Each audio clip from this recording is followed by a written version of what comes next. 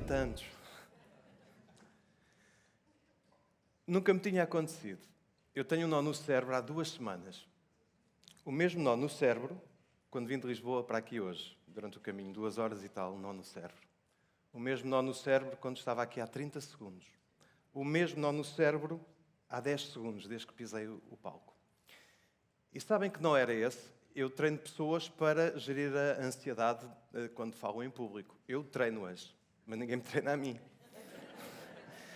E o nó no cérebro era: como é que eu vou começar a conversar com 400 pessoas que, na verdade, estão-me a dar o bem mais precioso que têm, ou um dos, que é o tempo. Desde logo, muito obrigado de coração por estarem aqui a ouvir-me.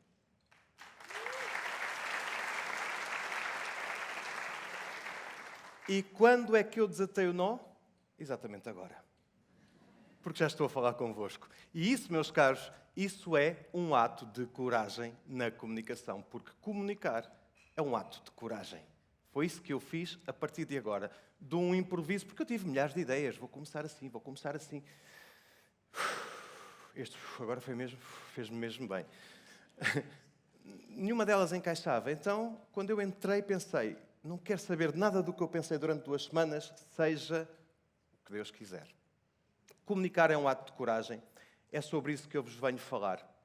E venho-vos falar sobre isso com base na minha experiência, não na experiência enquanto profissional. Na experiência que eu tenho, que todos vocês têm. São aquelas pecinhas do puzzle que todas juntas constituem a nossa vida. E essas pecinhas do puzzle são o quê? São as experiências que nós vivemos. As boas, as más, as que impactam, as que queremos esquecer, aquelas que guardamos. E é isso que eu venho aqui falar. Há aqui um fator de stress. Eu tinha um tempo, depois reduziu, e como sou o último, o tempo reduziu drasticamente. Porquê é que em cada fim há um começo? Na minha opinião. Porque sempre que nós nos confrontamos com situações extremas, temos que fazer escolhas. E elas têm consequências. Ou a falta dessas escolhas tem consequências. E se nós fizermos essas escolhas com coragem, vai moldar muita coisa. Vai moldar a nossa capacidade de comunicar exatamente a nossa própria verdade. Meus caros, nós comunicamos desde o exato momento em que nascemos. Comunicação oral, comunicação gestual, destinatário bebé, emissor mundo, mensagem a uma vida nova, narrativa, os jeitos e os sons, e depois o feedback positivo, que é nós dizer: uau, uma vida nova. Não é todos os dias, e o mundo precisa de muitas vidas novas. É por isso que, tal como viver, comunicar é um ato de coragem. Porque a vida não se consegue prever. E eu vou-vos provar isso. Não vão ver slides meus na CNN, na TV, não vão ver fotos minhas com gravata, porque eu quis vir aqui hoje vulnerável, expor-me, ser eu, ter o privilégio de falar para 400 pessoas sendo eu. Por isso vim de t-shirt, por isso vim com as tatuagens à mostra, vim como não vou segunda-feira para a universidade dar aulas, por exemplo. No meu caso, e se calhar 99,999% não sabe, sabem onde é que eu trabalhava há 35 anos, mais ou menos? Nas minas da África do Sul. E é sobre isso também que eu hoje venho falar convosco. Porque a experiência que eu tive nas minas, esse evento, com outro evento que também vou falar, que foi a viagem do meu pai, a viagem maior que ele foi fazer, que um dia havemos nos desencontrar. Aliás, ele está por aí sentado a algures. Foram essas experiências e mais uma que vão ver a seguir, estas 3 principalmente, que são as 3 pecinhas do puzzle da minha vida que me disseram assim: não, tu ou és corajoso ou cais e já não te levantas. Esta chávena, como o próprio nome indica, é uma chávena. E eu gostava que vocês fizessem um exercício muito rápido, 20 segundos, porque o tempo conta, muito rápido. Uma palavra positiva com a primeira letra do vosso nome. Mas calma, que não é assim tão fácil. Quem quiser, obviamente, fazer a viagem e imersão, em 3, 2, 1, o que eu peço é que olhem para o parceiro do lado e só quando eu disser para deixarem de olhar é que deixam de olhar e pensem exatamente na primeira letra do vosso nome, a primeira palavra positiva. Em 3, 2, 1, por favor. E em silêncio, em silêncio, em silêncio, em silêncio, silêncio. Obrigado. O que vocês acabaram de fazer é comunicação, olhos nos olhos. Não há comunicação mais genuína que esta. E foi um ato de coragem. Do nada olharem olhos nos olhos para quem está ao lado. E isto é comunicar com coragem. E, na verdade, com coragem porquê? Porque vocês condensaram várias ideias, vários momentos, vários capítulos da vossa vida, vários instantes. Agora, de repente, associando ao vosso nome, à letra do vosso nome, vocês conseguiram ter este ato de coragem que foi, do nada, ir revisitar o vosso passado, ir revisitar a vossa vida, ir revisitar as peças do puzzle que constituem aquilo que somos hoje. E escolheram, cada um de vocês, a vossa palavra. Eu não vou perguntar qual ela é. Quero-vos falar desta voz, a minha, a que veio do tal silêncio. Quero-me focar na experiência que eu tive nas minas da África do Sul, não para me fazer de Calimero, que já lá vai esse tempo, mas porque foi um lugar de silêncio obrigatório. Lá embaixo, no fundo, era obrigatório o silêncio, porque eu não tinha plateia para falar. Eu estava ali por acaso, caí ali por acaso, numa das tais histórias da minha vida. E foi isso que contrasta, ou que contrastou ao longo de todos estes anos com a carreira que eu fiz, da escuridão, literalmente, rumo à luz, aos holofotes, ao microfone. Porquê? Porque isso tornou-se na minha ferramenta principal. Ser corajoso. E ser corajoso porque a vida é indireta, a vida acontece. E a resiliência e a coragem têm que ser também em direto. Não acreditam? Vocês estão a acreditar no que eu estou a dizer. Quem está a acreditar em mim, levanta o braço. Então, isso. Deixem-me só ver. É quase tudo. Há ali umas franjas que não acreditam. Eu vou-vos mostrar porquê. Peço silêncio e vejam. O seu primeiro discurso enquanto presidente do Benfica, no meio desta confusão, eu perdi o pivô.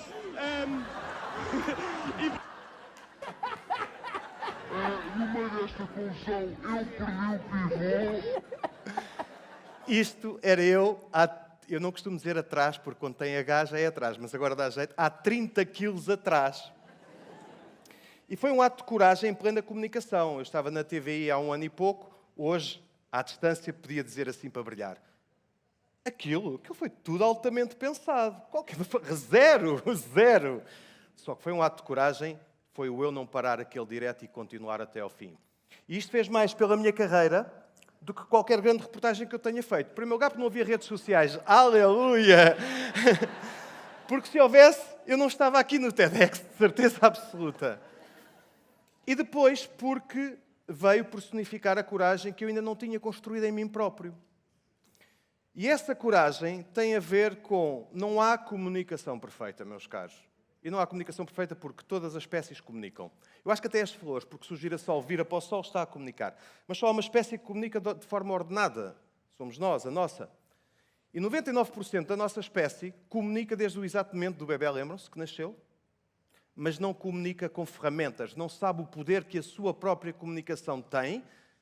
Ela que venha de lá de trás das experiências da vida, da coragem, da resiliência, que vai tornar o quê? A comunicação muito mais genuína, muito mais humana. E esse é o mantra da minha vida. Humanizar. Humanizar a mim, com quem interage comigo, mas sobretudo humanizar a comunicação. Porque o mundo precisa que os humanos humanizem. O mundo não precisa daquilo que nós estamos a assistir. E, portanto, a imperfeição, esta que viram ali, ela aconteceu e foi uma ligação incrível. Porque eu já deixei o desporto há 18 anos, faço 30 de TVI em agosto, e ainda há pouco estávamos ali a falar e havia alguém que se lembrava da forma como eu terminava o programa que se chamava Contra-Ataque. Saí de lá há 18 anos e terminava assim. Foi um prazer partilhar a hora de almoço consigo, tenho um ótimo fim de semana. 18 anos depois as pessoas lembram-se, como quando eu paro na segunda circular e vou para o gasóleo, olha o gajo do Contra-Ataque! Acabou uma cheia. Olha o gajo da TVI! Olha o gajo que caiu o dente! Autenticidade, meus caros. Humor, meus caros. Mas sempre, sempre, sempre humanidade. Esta história do contra-ataque, ela persiste 18 anos depois, porquê? O que é que faz uma história resistir ao tempo? A queda de um dente, por exemplo. Mas isso não acontece a todos, porque eu sou o único no mundo, porque já fizemos pesquisas e acho que não aconteceu a mais ninguém. É verdade.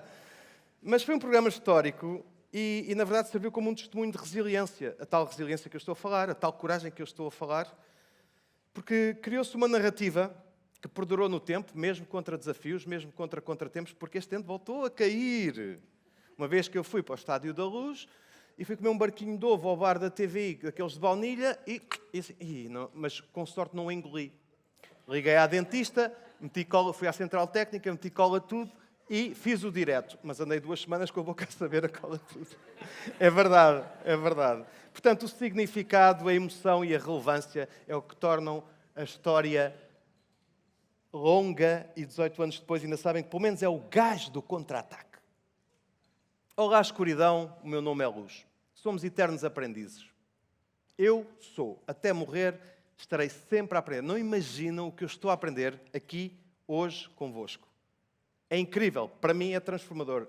A maior plateia para quem eu falei foi com 200 pessoas, estão aqui 400. É o dobro. E eu podia transformar isto num obstáculo. Ai Jesus, eu sou comunicador, tudo bem, treino pessoas, ai Jesus. Mas não, isto é uma oportunidade para 400 pessoas me conhecerem, porque todos os fins de semana na CNN, 400, 40 mil, 60 mil me veem. Mas há uma diferença. Eu não os vejo a eles, só vejo a câmera e aqui estou a ver todos vocês. E onde é que eu quero chegar com esta história da coragem, da comunicação, das câmaras? Quero dizer que a minha história veio de facto das profundezas. Descida, o conforto e a expressão. Aquele sou eu nas minas da África do Sul em 1990, já nesta altura sem o dente, reparem. Mas nem foi aqui que ele caiu quando tinha 15 anos nas piscinas de Vila Franca, com a namorada, os putos, né, 1,70 m, sem mãos, sem coisa, sem dentes. E foi assim que aconteceu com 15 anos. Há 40 eu tenho 55, vou a caminho de 56 em novembro, portanto, perdi na piscina, perdi nas minas, perdi na televisão. Mas ali nas minas encontrei a voz própria, no barulho daquelas máquinas todas, porque vocês não imaginam o que é estar 14 horas dentro de uma caldeira a cortar e chanfrar tubo. Uma caldeira é uma sala deste tamanho, só que não tem estas paredes de teto e chão. Tem tubos. E para entrar lá para dentro temos que cortar do lado de fora e entrar. E esta é a imagem com que sai de lá de dentro. Saber ir da escuridão à luz, do silêncio às palavras contidas, que eu tinha que ter lá de baixo, mas depois transformar essa experiência em comunicação, mais que não seja através de um sorriso, que era aquele que estava ali. A segunda experiência que marcou foi a tal viagem do meu pai, há pouco mais de 2 anos. Foi uma viagem longa, que eu hei de encontrar-me um dia com ele. E foi, lá está, a palavra coragem, resiliência e acrescentar amor. Isto é tudo humanizar a comunicação. Não ficou nada por dizer, nada por fazer, nada por mostrar, nada. Eu fiz um business plan para a viagem do meu pai. Preparei-me para aquilo. Mas também vos digo, quando o médico falou comigo e com a minha mãe durante 4 horas, a primeira hora ainda tive aqueles exercícios de controle de ansiedade, tudo mais. A seguir, esqueçam. Não há hipótese. Por isso é que eu disse também que não há comunicação perfeita. E isso moldou também a forma da pessoa que está aqui à vossa frente. A pessoa que fala com verdade, sempre, eu não minto, falo com verdade sempre, sempre, sempre, porque é uma verdade que nasceu da minha experiência. Permite-me compreender a dor do outro através da minha própria dor. E é por isso transformador. É muito transformador. Ora, eu inspirei-me no meu pai, porque eu gosto muito de Einstein, Almada Negreiros, Fernando Pessoa, e de facto, quando o Almada nasceu, o Almada nasceu esta frase, que quando ele nasceu, as frases que iam de salvar a humanidade já estavam todas escritas. Faltava só uma coisa, não é? E essa coisa compete a quem? A mim, que estou aqui, e a vocês todos, e aos que estão lá fora. Salvar a humanidade. Por isso, vou concluir. As vossas escolhas, e não entendam isto como um sinal paternalista, entendam isto como eu comecei, eu exposto, vulnerável para vocês. As vossas escolhas, a vossa voz, a vossa história, são o vosso legado mais poderoso. Não tenham a mínima dúvida. Eu personifico isso aqui neste palco do TEDx. Tem que ter coragem, como eu tive em cada desafio, em cada provação, em cada privação, em cada momento em que eu olhava esta escada com estas luzinhas e era escuro, como é agora, lá ao fundo. Mas eu sabia que haveria de haver uma luz que iria abrir. Com coragem nesses desafios, mudamos-nos, tornamos-nos mais humanos, mudamos os outros, mudamos a humanidade. Porque uma praia faz de um areal, mas o areal faz de grãos de areias minúsculos que somos nós. E, portanto, é dizer, eu sou capaz. Não porque o Quaresma fez, mas porque eu tenho autoconhecimento, porque eu tenho autoestima. E se tivermos a consciência da comunicação, temos muita confiança, porque ela vai impactar no trabalho, vai impactar em casa, com os filhos, com o marido, com quem for. E dizer eu sou capaz muda tudo. Por isso, meus caros, vou terminar. Salvar a humanidade é um despertar permanente, eu acho, para pessoas de bem. No mundo há pessoas que podem escolher entre o bem e o mal. Eu escolhi estar do lado do bem, ainda que às vezes possa estar mal, e estou muitas vezes. Temos que agir, transformar todo o nosso conhecimento em movimento, impactar os outros. Somos nós os agentes da mudança e temos de ter, sobretudo, um propósito. O meu é humanizar tudo. Cada um encontra significado nas suas próprias experiências para encontrar o seu próprio propósito. Para terminar, o que é que significa para vocês, logo, quando terem este despertador ou outro, a despertar para o dia seguinte? E como o TEDx não tem tempo de levar aí o microfone, peço que te levantes muito rapidamente. O que é que significa o despertador para ti? Quando pões o despertador a tocar alto. É a primeira conquista do dia. Ponto. Ali, por favor. Pode ser? Alto para que se ouça. Passar pelo desafio. E ali? Estou viva. E é por aí. E é por aí. Mas é um pouco mais ainda. Meus caros, eu deito-me com sonhos todas as noites, com 55 anos, a caminho dos 56. Eu vou-vos dizer uma coisa pela primeira vez. Tinha 2 sonhos. Um era trabalhar na CNN. Check. O outro era, e que só contei hoje publicamente numa publicação quando vinha para cá.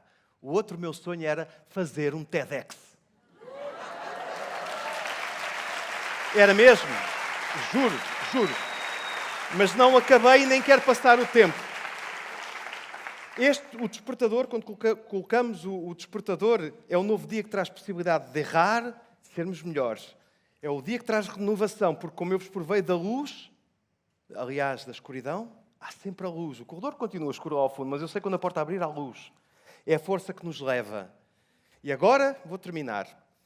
E vou soltar devagarinho, para que se perceba bem o que é que para mim aquele despertador significa. E vocês quiserem, repetem no fim para terminarmos.